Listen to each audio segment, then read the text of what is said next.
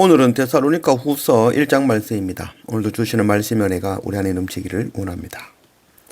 데살로니가 후서는 이 전서에 이어서 재림과 종말에 대한 그런 바른 신앙을 가르치기 위해서 기록되었습니다.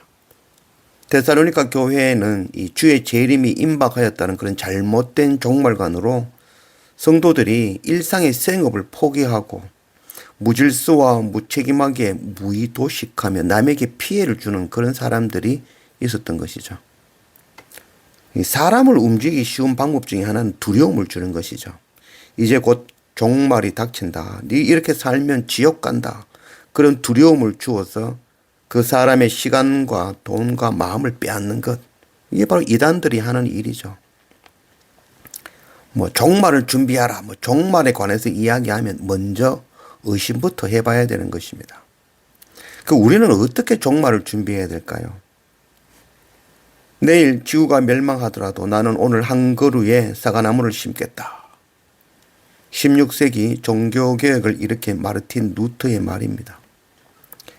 데살로니가 전서 5장 1절 형제들아 때와 시기에 관하여는 너희에게 쓸 것이 없음은 주의 날이 밤에 도둑같이 이를 줄을 너희 자신이 자세히 알기 때문이라. 종말의 때와 시기는 알 수 없고 주의 날은 밤에 도둑같이 이르기에 우리가 때를 준비해서 종말을 깨닫고 준비하는 것이 불가능한 것이죠. 또 여러 징조를 보면 마지막 때를 짐작할 수 있다라고도 하지요. 그러나 사도 바울도 징조를 통하여 자신이 죽기 전에 곧 종말이 임할 줄로 여겼지만 벌써 2000년이 지났습니다. 2000년이 지나면서 모든 세대는 개인적인 종말을 맞이하였습니다. 종말을 부정하는 것이 아니라 잘못된 종말관에 관해서 말씀하는 것이죠. 오늘 우리가 종말을 준비하는 방법은 성실이죠. 항상 깨어 준비하는 것이죠. 다른 방법이 없죠. 우리는 산 날보다 살 날이 더 짧지요. 우리는 곧 개인적인 종말을 맞이하게 될 것입니다. 종말이 온다고 두려워하거나 요동하지 말고 늘 하듯이 성실하게 오늘 한 그루의 사과나무를 심으며 예배와 말씀 앞에 엎드리며 맡겨진 일 그거 감당하는 그런 우리가 되기를 원합니다.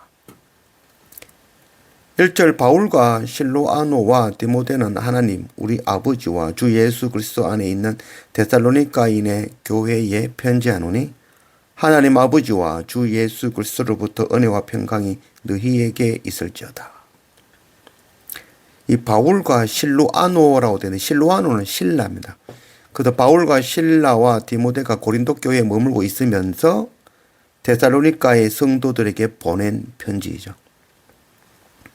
오늘날에는 편지 잘 안 쓰죠. 모든 지식이 인터넷으로 전부 열려있는 상태죠.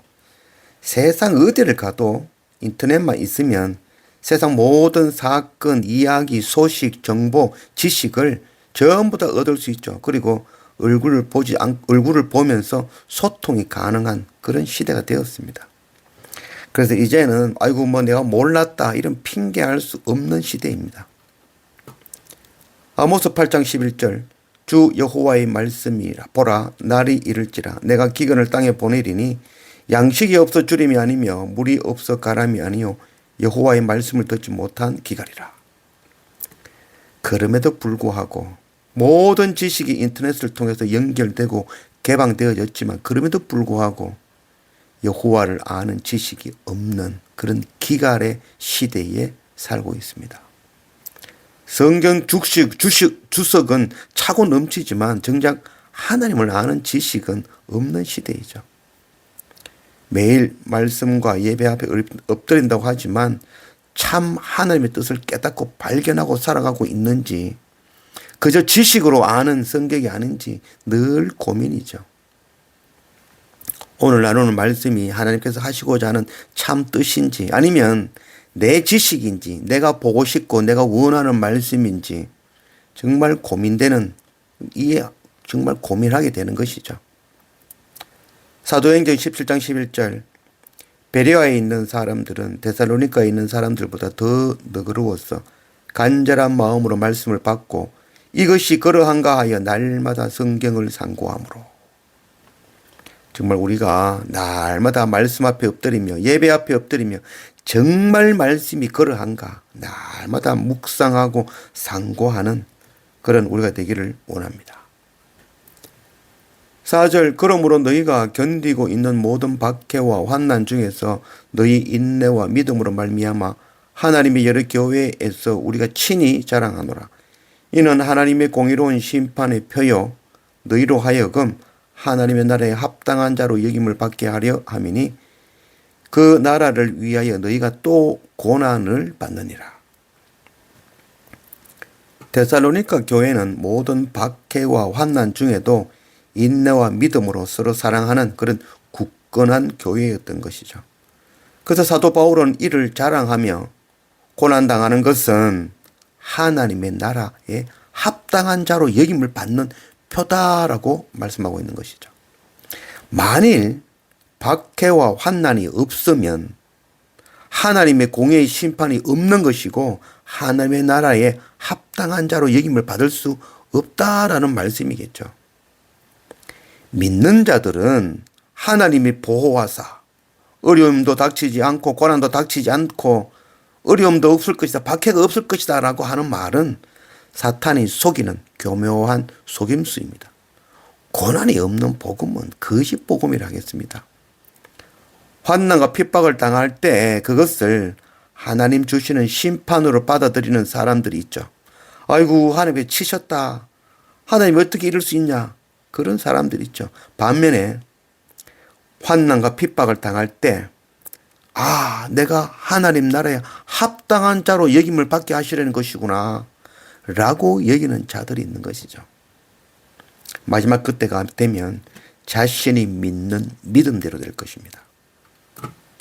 빌립보서 1장 29절 그리스도를 위하여 너희에게 은혜를 주신 것은 다만 그를 믿을 뿐 아니라 또한 그를 위하여 고난도 받게 하려 하심이라. 우리는 반드시 복음과 함께 고난 받게 될 것입니다. 고난을 피하라는 말은 속이는 말입니다.